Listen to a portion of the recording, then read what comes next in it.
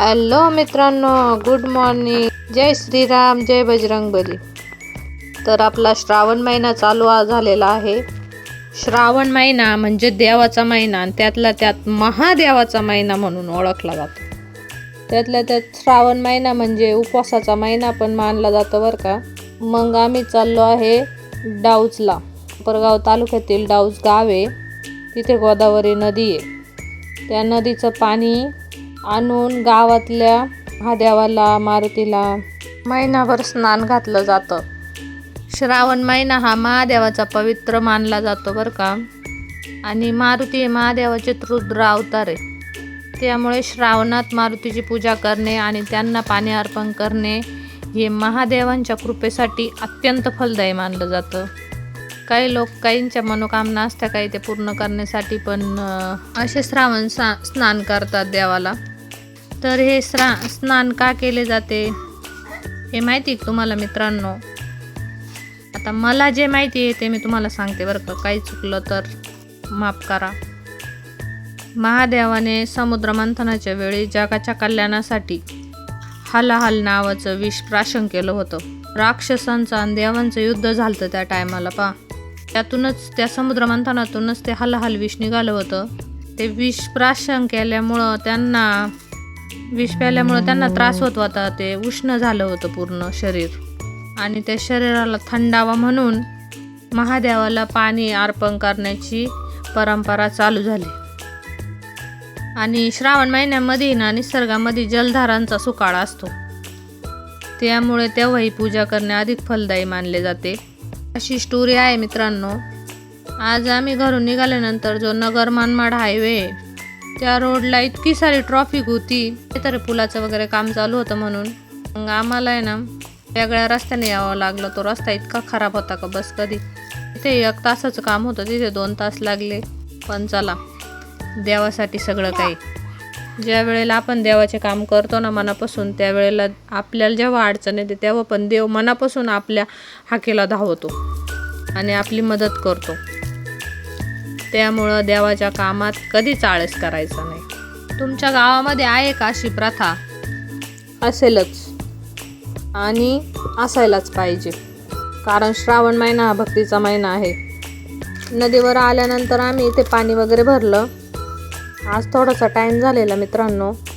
उद्यापासून सकाळी ड्युटी चालू होईल. ही नदी भरपूर मोठी नदी आहे बरं का. आणि एकदम निसर्गरम्य परिसर होता. इथं पाण्याजोगा होता. खाली उतरण्यासाठी पायऱ्या होत्या. उद्या श्रावणातला पहिला सोमवार आहे, त्यामुळे उद्या भरपूर गर्दी असेल इथं. त्यामुळे लवकर येऊनच घेऊन जावं लागेल पाणी. त्यानंतर आम्हाला खूप भूक लागली होती. आजच उशीर झाला बरं का मित्रांनो. उद्यापासून लवकरच जाणार. मग आम्ही जेवायला गेलो. कोपरगाववरून येता आहे ना कोकणठाणमध्ये आत्ममालिक म्हणून एक ठिकाण आहे. मुलांची शाळा आहे तिथे बरं का. खूप छान शाळा आहे आणि तिथं शिकवण पण मस्त आहे म्हणत्या. लांबून लांबून मुलं इथं शाळेत येतात. जेवणाची राहण्याची पण सोय इथे. आणि इथं गुरुपौर्णिमेचा खूप मोठा उत्सव असतो बरं का. आणि मुले शिकल्यानंतर भरपूर असे काही जॉबला वगैरे पण लागतात बरं का इकडं तिकडं. शिक्षण पण चांगलं आहे इथं आणि जेवण पण छान आहे इथं. मग आम्ही इथे जेवणासाठी गेलो. जेवण आज छान असं जेवण होतं इथं. मुलांसाठी रोजच नवीन नवीन काहीतरी असतं. सारखं सारखं ते जेवण नसतं, नवीन नवीन जेवण असतं बघा. जेवण भात वगैरे होता, मटकी, परत शिरा वगैरे. नंतर आम्ही जेवण करून निघालो इथून. नगर मनमाड हायवेलाच बरं का हे ठिकाण, आत्मामालिक म्हणून. जसं साईबाबा संस्थानला जेवण मिळतं ना तसंच इथं मिळतं. हे बघा, हा आहे नगर मनमाड हायवे. आणि ह्याच रस्त्याला सकाळी खूप मोठी ट्रॅफिक जाम झाली होती. लांबच लांब लाईन लागलेली होती. त्यात मला कोण दिसले पहा, बजरंगबली. आम्ही जिथं जिथं जातो तिथं तिथं देव दिसतोच आम्हाला. म्हणजे देव आपल्यासोबतच असतो. आम्ही मधल्या रस्त्याने आलो. तिकडं बघा मका किती छान होती. एवढी छान होती, एकसारखी वाढ झालेली होती. त्याच्यामुळं व्हिडिओ काढूशी वाटला. मग आम्ही आलो गावामध्ये. आल्यानंतर हे बघा आपलं मारुती मंदिर आहे इथलं गावातलं. बघा, या मंदिराच्या बाजूचा परिसर. इथे छान अशी शिवाजी महाराजांची मूर्ती पण आहे. त्यानंतर आम्ही मंदिरात गेलो. हे बघा, गंगागिरी महाराजांच्या सप्त्याचं बोर्ड वगैरे लावलेलं होतं बाहेर, जाहिरात. सप्ताह नागपंचमीला म्हणजे उद्या तो सप्ताह चालू होतो सगळीकडं. इतका मोठा सप्ताह असतो का तिथं लाखो भाविक येत राहत्या. दरवर्षी असतो तो सप्ताह. नागपंचमीला स्टार्ट होतो आणि नंतर 7 दिवसांनी तो संपतो. आम्ही जात राहतो त्या सप्त्याला बरं का, पण आता बघू ह्या वर्षी भेटतंय का नाही जायला. हे बघा, आपला मारुती मंदिरामध्ये हनुमान चालीसा. त्यानंतर मारुतीला आंघोळ वगैरे घातली गोदावरीच्या पाण्याने. आता महिनाभर मारुतीला आंघोळ घालायची त्याच नदीच्या पाण्यानं. हे बघा, आपला छोटा गणपती पण आहे मारुती मंदिरामध्ये. बघा, आपलं छोटंसं असं मारुती मंदिर आहे गावातलं. आणि महादेवाचंच एक रूप आहे बरं का मारुतीचं. आता उद्या श्रावणी सोमवार, पहिला श्रावणी सोमवार आहे. उद्यापासून सगळ्यांचे उपवास वगैरे चालू झाले. पहिला श्रावणी शनिवार झाला, आता श्रावणी सोमवार. मारुतीला आंघोळ वगैरे घातली.